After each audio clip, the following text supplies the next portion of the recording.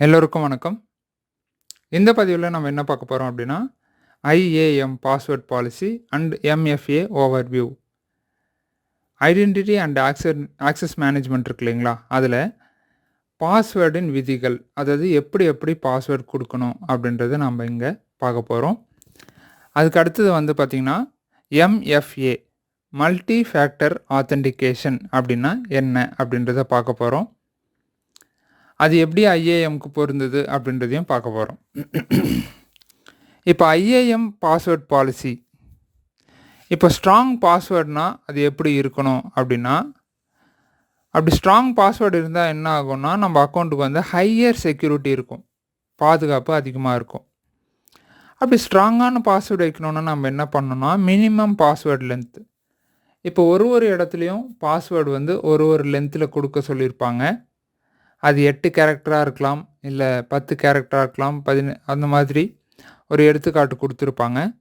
அந்த password length வந்து நம்ம குடுக்கணும். அதனுடைய நீளத்த சரியா குடுக்கணும். 8 எழுத்துனா 8 எழுத்து குடுக்கணும். அதுக்கப்புறம் வந்து பார்த்தீங்க அப்படின்னா, ரெக்வயர்ட் ஸ்பெசிஃபிக் கேரக்டர். அதனுடைய எழுத்துக்கள் நாம சரியா குடுக்கணும். ஒண்ணு வந்து அப்பர் கேஸ், இன்னொன்னு லோயர் கேஸ். அதுக்கு அடுத்து நம்பர், ஸ்பெஷல் கேரக்டர். சரிங்களா? அப்பர் கேஸ்னா உங்களுக்கே தெரியும். ABCDய வந்து கேப்பிட்டல் லெட்டர்ல குடுக்கறது. லோயர் கேஸ்னா ஸ்மால் லெட்டர் குடுக்கறது. நம்பர்ஸ்னா 0 to 9. ஸ்பெஷல் கேரக்டர்னா இந்த டாலர் சிம்பல் இந்த மாதிரிலாம் இருக்கு இல்லைங்களா? இந்த மாதிரி கேரக்டர்ஸ். இது எல்லாத்தையும் என்ன பண்ணணும்னு சொல்றாங்கன்னா, கலந்து குடுக்க சொல்றாங்க. அப்புறம் allow all IAM users to change their own password. இப்போ ஒரு யூசரை நம்ம கிரியேட் பண்ணுறோன்னா, அவங்களுடைய பாஸ்வேர்டை அவங்கள மாற்றிக்கிறதுக்கான ஆக்சஸை அவங்களுக்கு கொடுக்கணும். பர்மிஷன் நம்ம அவங்களுக்கு கொடுக்கணும். ஏன்னா அவங்கவுங்க மாற்றி வச்சுக்கிட்டா தான் அவங்கவுங்க சிந்தனைக்கு ஏற்ற மாதிரி பாஸ்வேர்டு வச்சுப்பாங்க. அது மற்றவங்களால கொஞ்சம் எளிமையாக கண்டுபிடிக்க முடியாது. சரிங்களா? சரி. அதுக்கப்புறம் requires users to change their password after some time password expiration. அது பாஸ்வேர்டு எக்ஸ்பயர் ஆகிறதுக்குள்ளே அவங்க என்ன பண்ணணும் அப்படின்னா, அதை வந்து சேஞ்ச் பண்ணிக்கணும். Prevent password reuse. இப்போ ஏற்கனவே பயன்படுத்தின பாஸ்வேர்டை மறுபடியும் பயன்படுத்தாத மாதிரி ப்ரிவென்ட் பண்ணணும். ஏன் அப்படின்னா, இப்போ பேங்க்கெல்லாம் எடுத்துக்கிட்டிங்கன்னா, நம்ம அக்கௌண்ட்டுக்கு வந்து கடைசியாக 5 முறை நம்ம பயன்படுத்தின பாஸ்வேர்டை பயன்படுத்த முடியாது. இப்போ ஏற்கனவே பயன்படுத்தினா என்ன ஆகும் அப்படின்னா, நீங்கள் ஏற்கனவே யார்கிட்டயாவது பாஸ்வேர்டு சொல்லி வச்சுருக்க வாய்ப்பு இருக்குது. இல்லை நமக்கே தெரியாமல் அவங்க பார்த்துருக்க வாய்ப்பு இருக்குது. நீங்கள் வந்து பார்த்தீங்க அப்படின்னா, இப்போ பாஸ்வேர்டு சேஞ்ச் பண்ணுறீங்கன்னா, மறுபடியும் ஏதோ மறக்குதுன்னும் போது மறுபடியும் பழைய பாஸ்வேர்டே சேஞ்ச் பண்ணும்போது, யாராவது தவறுதலாக என்ன பண்ணலாம் அப்படின்னா, அந்த பழைய பாஸ்வேர்டை முயற்சித்து பார்க்கலாம். அப்படி முயற்சித்து பார்க்கும்போது என்ன ஆகும்னா, நம்ம அக்கௌண்ட்டை வந்து அவங்க ஆக்சஸ் பண்ணுறதுக்கான வாய்ப்புகள், சாத்தியக்கூறுகள் இங்கே நிறைய இருக்குது. அதனால் பாஸ்வேர்டு வந்து புதுசாக நம்ம மாற்றும்போது ஏற்கனவே பயன்படுத்தின பாஸ்வேர்டை பயன்படுத்தக்கூடாது அப்படின்னு சொல்ல வராங்க. அதுக்கு அடுத்தது பாஸ்வேர்ட் பாலிசி பற்றி பார்த்துட்டோம். இப்போ மல்டி ஃபேக்டர் ஆத்தென்டிகேஷன். ஆத்தென்டிகேஷன்னா என்னென்னா உள்ள நுழையிறது. இப்போ சிங்கிள் ஃபேக்டர்னா ஒரு வழி, மல்டி ஃபேக்டர்னா பல வழி. இங்கே பல வழிகளில் எப்படி ஒரு அக்கௌண்ட்டுக்குள்ளே உள்ள நுழையிறது. அதாவது பல வழிகள் அப்படின்னா, இப்போ ஒரு கதவுக்கே 2 பூட்டு போடுற மாதிரின்னு வச்சுக்கோங்களேன்.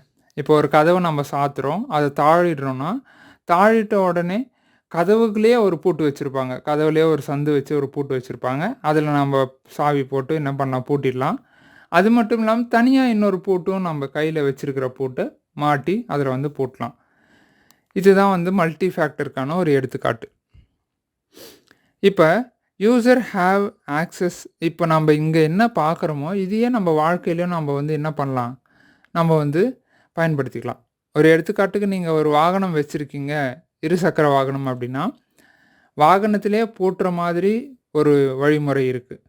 கரெக்டுங்களா? அது மட்டும் இல்லாமல் தனியாக ஒரு ஒயரில் வந்து பூட்டு வாங்கி நீங்கள் என்ன பண்ணலாம், பூட்டலாம். இல்லை சிறு சங்கிலி மாதிரி ஒரு வாங்கி அந்த சங்கிலிக்கு ஒரு தனி பூட்டு போடலாம்.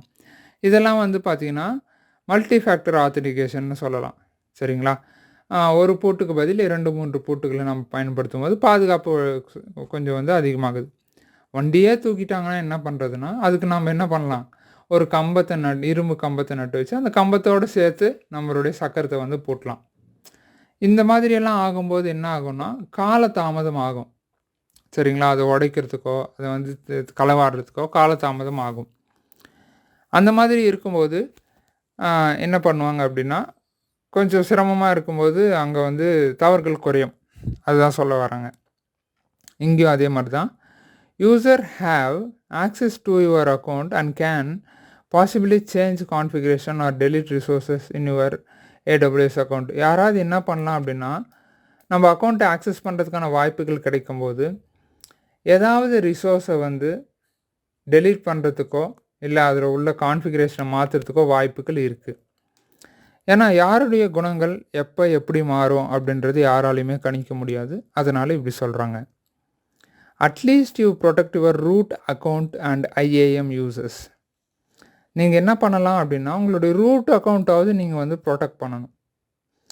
ஏன்னா அவர்கிட்ட தான் எல்லா ஆக்சஸும் இருக்கும். அதுக்கு அடுத்து IAM யூசரை நீங்கள் ப்ரொடெக்ட் பண்ணுறது நல்லது. இதில் வந்து பார்த்திங்கன்னா MFA என்னென்னா மல்டி ஃபேக்டர் ஆத்தென்டிகேஷன். அதாவது password you know and security device you own. உங்கள் மனசுக்குள்ளே ஒரு பாஸ்வேர்டு இருக்கும், அதை டைப் பண்ணிவிட்டு கையில் வந்து ஒரு செக்யூரிட்டி டிவைஸ் வச்சுருப்பீங்க. அதில் ஒரு பாஸ்வேர்டு வரும். அந்த பாஸ்வேர்டையும் நீங்கள் சேர்த்து டைப் பண்ணும்போது லாகின் ஆகும், இல்லைனா லாகின் ஆகாது. இப்போ password is stolen or hacked, the account is not compromised. உங்கள் பாஸ்வேர்டு யாருக்குன்னா தெரிஞ்சிச்சுன்னா கூட என்ன பண்ண முடியாது, அவங்களால லாகின் பண்ண முடியாது. ஏன்னா செக்யூரிட்டி டிவைஸும் கூட சேர்ந்து இருந்தால் தான் லாகின் பண்ண முடியும். இப்போ செக்யூரிட்டி டிவைஸ்னால் என்னென்னா, இப்போ விர்ச்சுவல் மல்டி ஃபேக்டர் ஆத்தென்டிகேஷன். இப்போ ஒரு எடுத்துக்காட்டுக்கு நீங்கள் ஒரு அக்கௌண்ட் யூசர் நேம் போட்டுட்டீங்க, ஒரு பாஸ்வேர்ட் போட்டிங்க அப்படின்னா, மொபைல் ஃபோனில் ஆப்ஸ் எல்லாம் இருக்குது. அது வந்து ஒரு கோடு ஜென்ரேட் ஆகும். அந்த கோடை நீங்கள் எடுத்து போடும்போது என்ன ஆகும்னா லாகின் ஆகும், இல்லைனா லாகின் ஆகாது. இது வந்து பார்த்திங்கன்னா விர்ச்சுவல் MFA டிவைஸ் அப்படின்னு சொல்லலாம். இதில் single device or multiple device, அதாவது ஒரே டிவைஸ்லேயும் அந்த ஆப்ஸு சாஃப்ட்வேரை வச்சுக்கிற மாதிரி ஆப்ஷன் இருக்குது. மல்டிபிள் டிவைஸும், ஏன்னா ஒரு டிவைஸ் ஒர்க் ஆகாமல் போகலாம், தொலைஞ்சு போகலாம். அந்த டைமில் இன்னொரு டிவைஸை பயன்படுத்திக்கலாம். இப்போது universal second factor security key அப்படின்னு சொல்லிட்டு வந்து பார்த்திங்கன்னா ஒரு இது மல்டி ஃபேக்டர் ஆத்தென்டிகேஷன் டிவைஸ் இருக்குது. அதை நீங்கள் வந்து நெட்டில் போட்டு பார்த்தீங்கன்னா தெரியும். இது வந்து ஒரு தேர்ட் பார்ட்டி டிவைஸ். AWSனுடைய நிறுவனத்து கிடையாது, தனியார் நிறுவனது. அப்புறம் hardware key, FOB, MFA device. இதெல்லாம் நீங்கள் வந்து நெட்டில் சர்ச் பண்ணி பார்த்தீங்கன்னா உங்களால் அந்த டிவைஸ் எல்லாம் பார்க்க முடியும். அதை பற்றின வீடியோக்கள் நிறைய பேர் போட்டிருக்காங்க. அதையும் யூடியூப்பில் சர்ச் பண்ணி பாருங்கள். நீங்கள் தேடி தேடி படிக்க தான் உங்களுடைய படிக்க சந்தேகங்கள் வரும். சந்தேகத்தை தீர்த்துக்க உங்களால் நிறைய படிக்க முடியும். சரிங்களா? நம்மளுடைய பதிவுகள் மட்டும் இல்லாமல் இன்னும் நிறைய பேருனுடைய பதிவுகள் வந்து பார்த்திங்கன்னா நிறைய தகவல் சொல்லப்பட்டிருக்கு. ஆங்கிலத்திலே சொல்லப்பட்டிருந்தாலும் நீங்கள் திரும்ப பார்க்கும்போது என்ன ஆகும்னா அதெல்லாம் உங்களுக்கு புரியும். நம்ம போட்டிருக்கிற இந்த பதிவு உங்களுக்கு புரிஞ்சிருக்கும்னு நான் நினைக்கிறேன். பார்க்குறதோடு மட்டும் இல்லாமல் எதெல்லாம் பயிற்சி செய்கிறதுக்கான வாய்ப்புகள் இருக்கோ அதெல்லாம் பயிற்சி செஞ்சு பார்க்கும்போது நம்மளுக்கு ஆழமாக புரியும்.